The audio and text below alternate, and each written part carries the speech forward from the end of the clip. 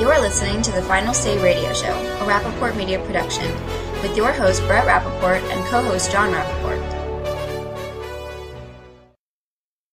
We have our guest now, and I want to welcome her.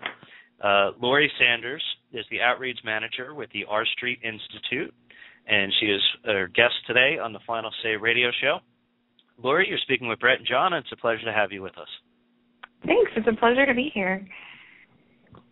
Well, it's a very interesting story. It's one that we've been actually discussing for quite a long time in a program, whether it be just the amount of people who are on food stamps, or we've discussed the Pigford case, and a lot of these things that have to do with related issues to what you're discussing here today.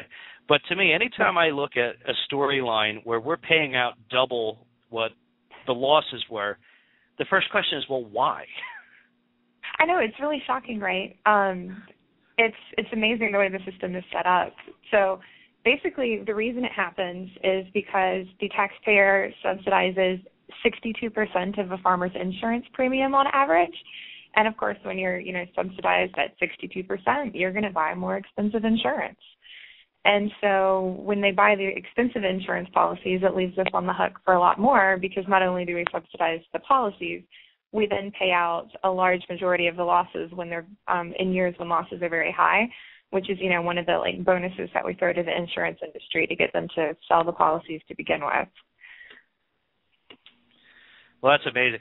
So now you're in 2012, the drought that you're looking at roughly $7 billion here. Is that correct? That the payments were?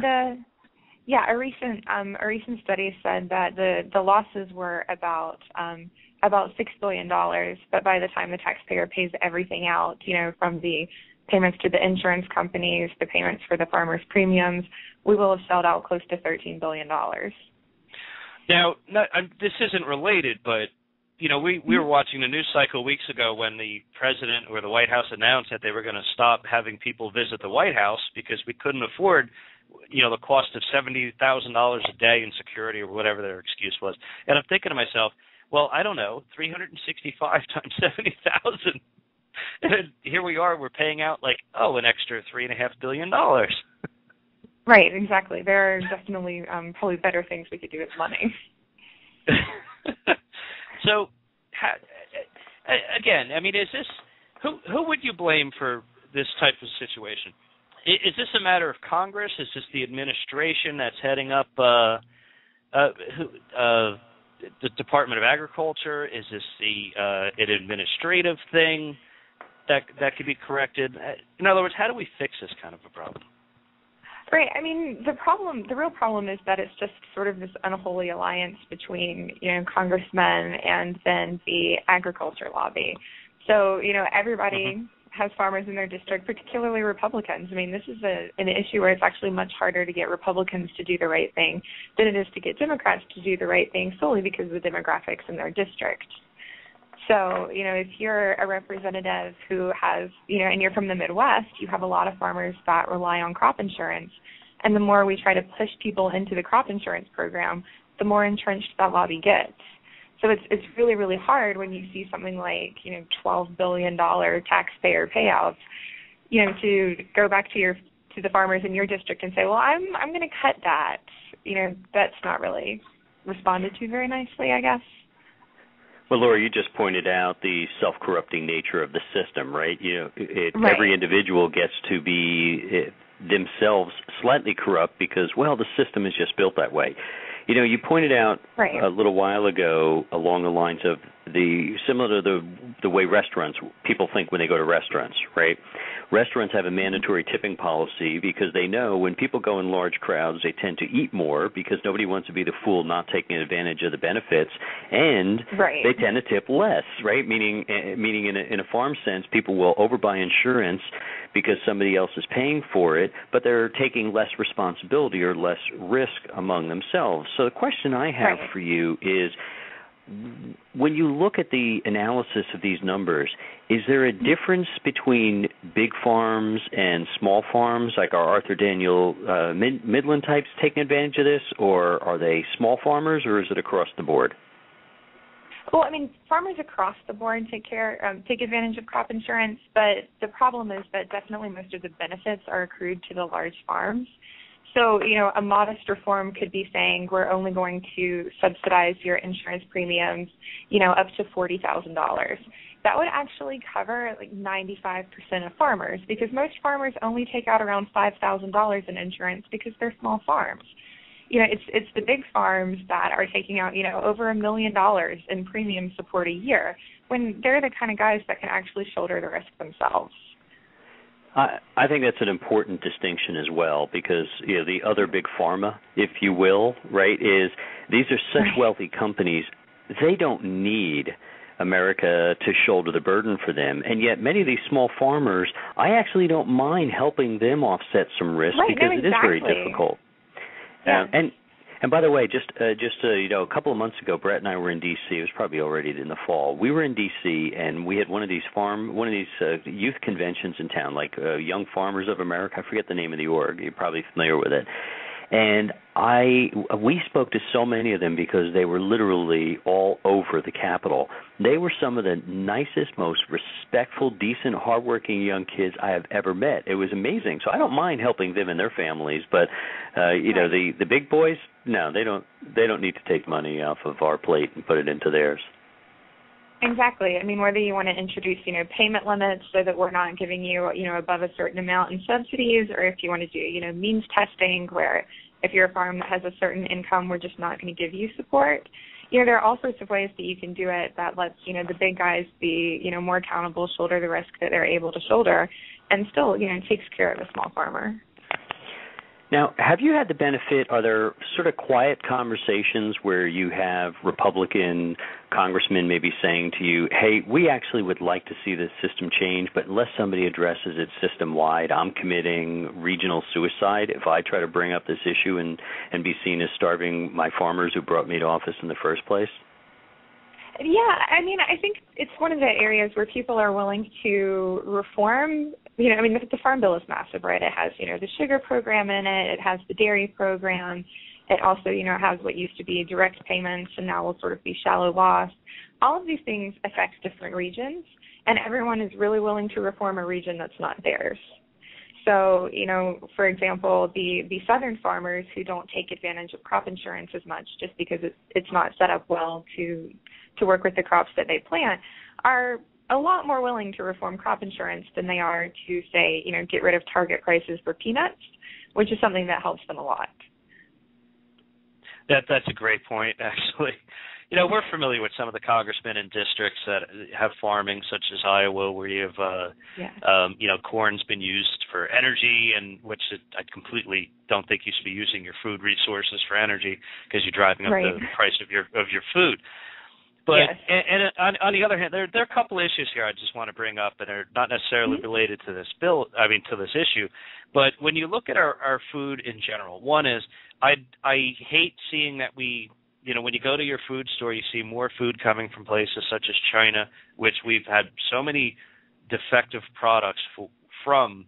The last thing I want to do is consume into my body food from certain places such as China. That's my opinion, of course, so I don't have to put those words in your mouth. And so I think it's important that we do, help to protect the best we can our farms, because we always have to make sure we have enough food for our people, that we could help other parts of the world who, are short on food as well. And that's a natural resource that has to be protected.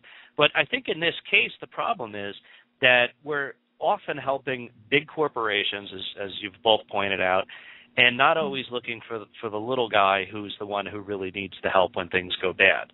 But in this whole thing, I'm just a little befuddled. We have subsidized insurance. We subsidize the price of some of these foods to begin with, and then we kind of we hedge the bet up or down on both ends, so they really can't lose. But I just don't see, again, the person who can't afford to take a loss, I can understand having an assistance program for. But for all farmers, it doesn't make sense. I know, I agree. The more you dive into the issue, the more tempting it is to just, quit your job and become a farmer. I won't lie. I'm actually originally from Georgia, and so, I have many friends that, grow cotton, grow peanuts, right? it's tempting to go back and join them. Yeah, and I mentioned the Pickford case earlier, and that's just a case where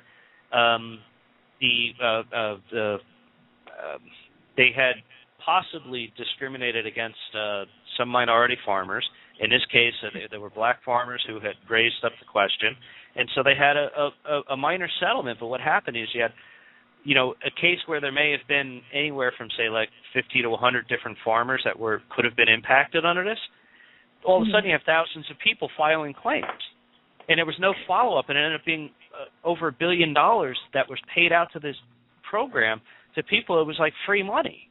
And again, there's I think a part of the problem is that there's really no oversight for any of these programs, including the insurance programs, evidently.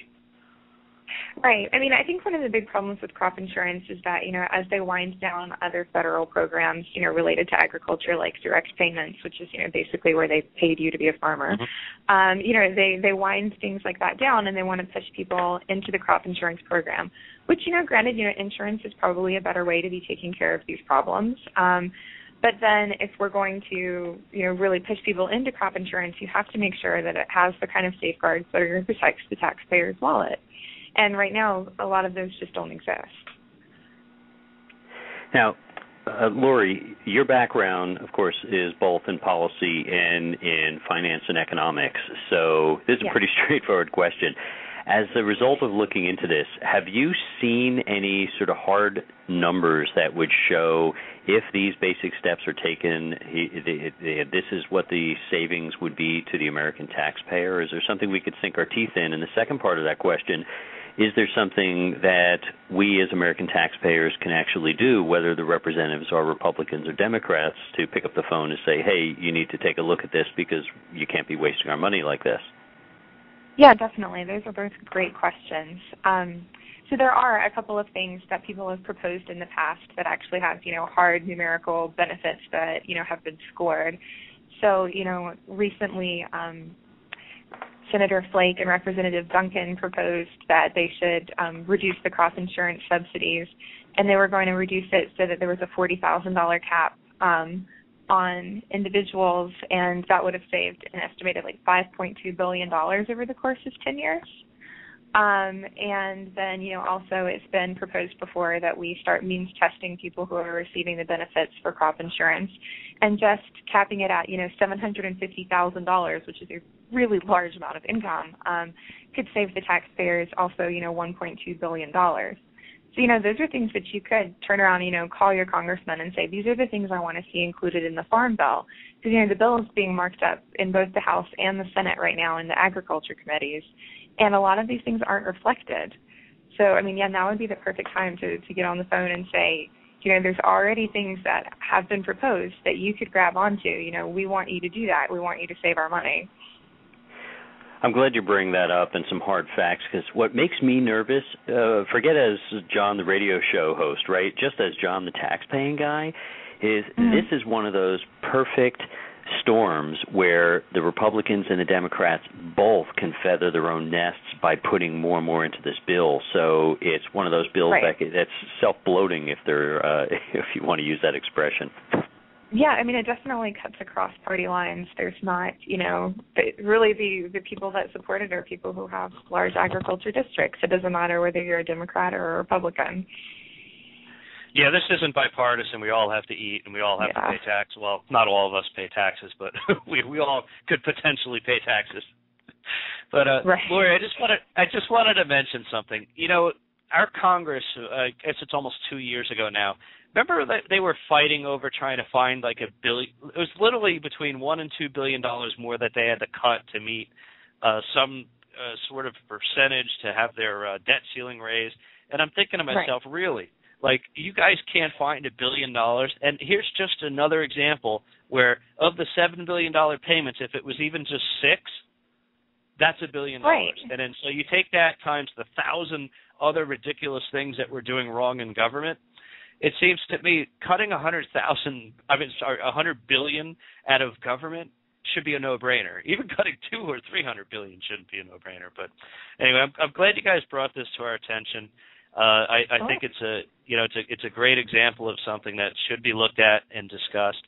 And I'm glad that some of the senators and representatives are doing so. Hopefully come up with a good result as they're arguing this bill. And by the way, I really wish that they would get some of the Americans off food stamps, because I think the way that program has grown is outrageous.